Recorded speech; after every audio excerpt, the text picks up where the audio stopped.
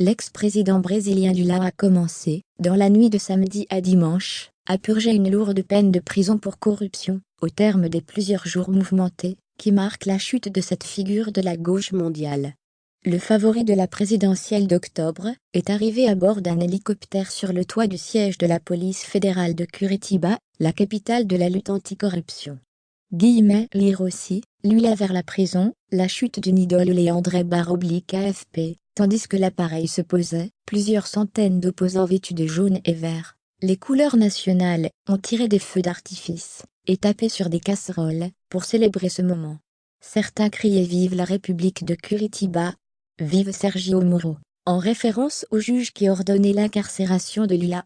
Au même moment, les forces de l'ordre ont fait usage de gaz lacrymogène pour disperser les manifestants, emplissant l'air d'un épais nuage. 8 personnes ont été légèrement blessées, dont une par une balle en caoutchouc, selon les pompiers. Cellule de 15 mètres carrés. Luis Inácio Lula da Silva a été condamné pour avoir reçu un luxueux appartement en bord de mer offert par une entreprise de BTP. Ce bien aurait été donné en échange de faveurs, dans l'obtention de marchés publics. Après une soirée de samedi agitée, c'est en avion qu'il a effectué le trajet de Sao Paulo à Curitiba.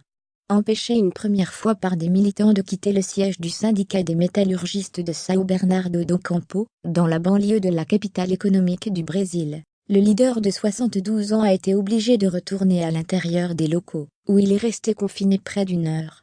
Un service d'ordre moins dépassé a ensuite pu, au prix d'empoignades viriles, ouvrir la voie au départ de Lula, malgré un nouvel afflux de ses partisans.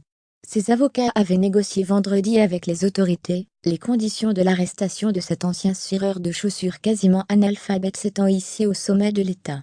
Il doit occuper une cellule d'à peine 15 mètres carrés avec toilette et douche privative au siège de la police fédérale de Curitiba, avant un transfèrement.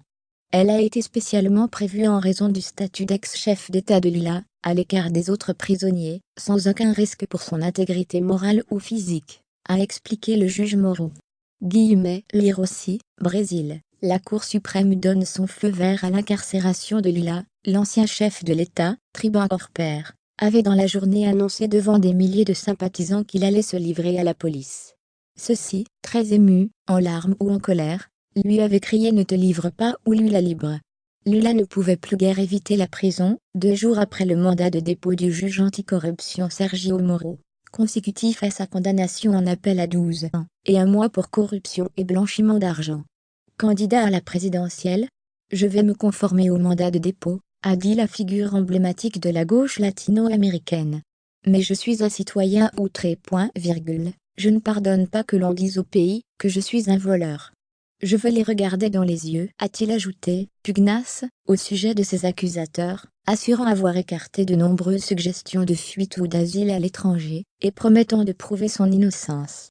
Moro a menti, a ajouté l'ancien président 2003 à 2010 au sujet de son ennemi intime, le juge de l'enquête tentaculaire Lavage Express autour du groupe public Petrobras, dont Lula est la plus grosse prise. Lula s'estime victime d'une machination des élites destinée à l'empêcher de se présenter à un 3e mandat. Leur obsession est d'avoir une photo de Lula prisonnier, a-t-il lancé.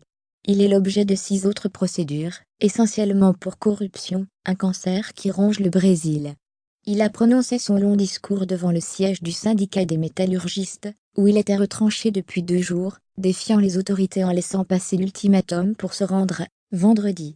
Avant de se rendre, Lula avait demandé de pouvoir assister à une messe en mémoire de son épouse, Marisa Leticia, décédée en 2017, et qui aurait eu 68 ans ce samedi.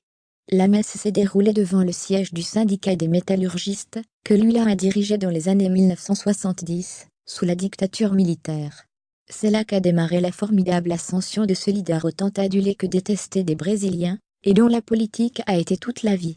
Même en détention, Lula pourrait toutefois techniquement s'enregistrer comme candidat à la présidentielle, même s'il semble désormais hors course, à 6 mois d'un scrutin de plus en plus incertain.